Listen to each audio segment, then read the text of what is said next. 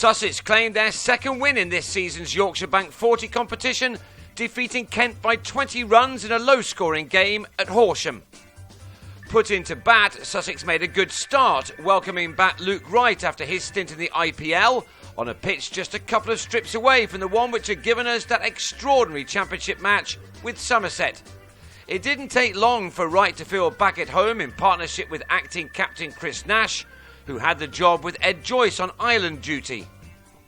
Wright was soon proving why he's such a respected one-day performer, as he launched Mark Davis back over his head for a six.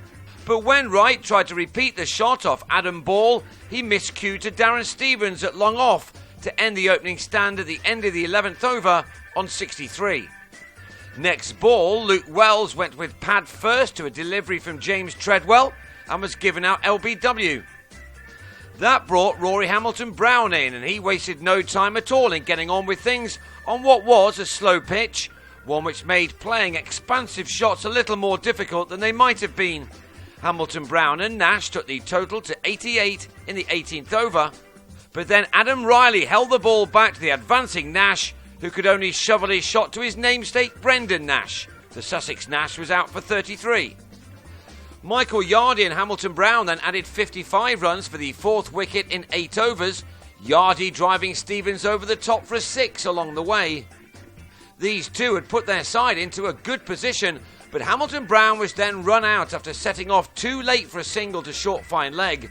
He went for 40, after which Sussex slipped up. On 42, Yardy was bowled by Treadwell. Joe Gatting then picked out Treadwell perfectly at mid-off off the bowling of Riley. Ben Brown lost his middle stump to Ball after making 10.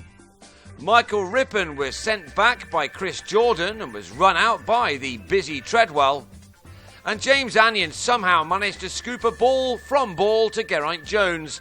From 143 for 3 in the 26th over, the Sharks had slumped to 188 for 9 in the 37th.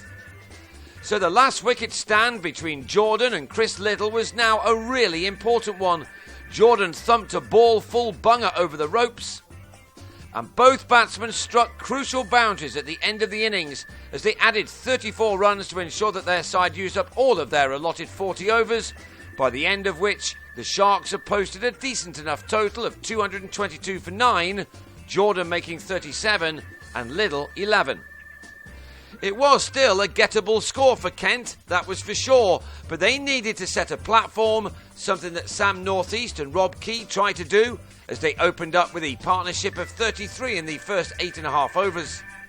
That partnership was ended by a clever bit of bowling from Yardy, who darted the ball in from wide of the crease to have Key stumped by Brown for 16. 8 runs later, and Northeast was also out, horribly mistiming a pull-off onion that barely reached Gatting at mid-wicket. Brown then gave Stevens a life with a drop off Yardy, one which looked as if it may be expensive, because Stevens started to find his range with some spectacular hitting. He began to deal almost exclusively in sixes, striking 4 of them in the space of 7 overs. He came into this match on the back of a brilliant Championship 100 against Essex, and he looks in fantastic form right now if these shots are anything to go by. He rather ruined Yardy's figures before he began tucking into right. It looked as if Stevens was trying to win this game by himself as he dominated a stand of 78 in just 10 overs with Nash. The Sharks thought they'd run out Nash as he went round the houses before grounding his bat. It looked very close, but the umpire gave the batsman the benefit of the doubt. With 18 overs to go, Kent had brought the target down to 104, but then Nash was out, missing a straight ball from his namesake to go LBW for 35. That turned out to be a very big wicket, as of course was the one of Stevens, which came 5 overs later, by which time Kent had reduced the runs required to 82. Stevens had smashed 51 from 41 balls, but then offered Nash a simple catch off Jordan. Kent's innings then began to unravel.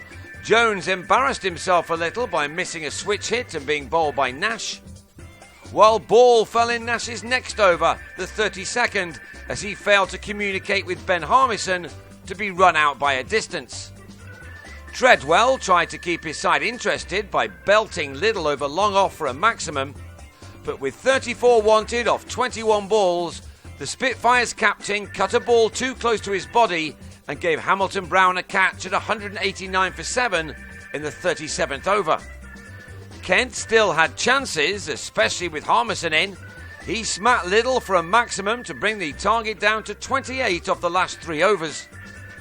But the second ball of the 38th, Harmison on 42 edged Jordan to right, who leapt at short third man to take a brilliant one-handed catch. It was the big moment of the game. With 23 wanted, Riley was the 9th man out, hitting Liddell out to Jordan, leaving it to Anyon to finish the game off by bowling Davis, who was suffering with a shoulder injury. From 141 for 3 in the 27th over, Kent had been dismissed for 202 in the last one. That gave Sussex a victory by 20 runs and earned them their second win from 5 games in this year's competition. They have lost 2 games to the weather. Both them and Kent have 6 points from 5 matches, and they are 4 points behind Group A leaders Nottinghamshire. Sussex will hope to close that gap further by beating Warwickshire on Thursday, while Kent return home to take on the Dutch on Monday at Tunbridge Wells.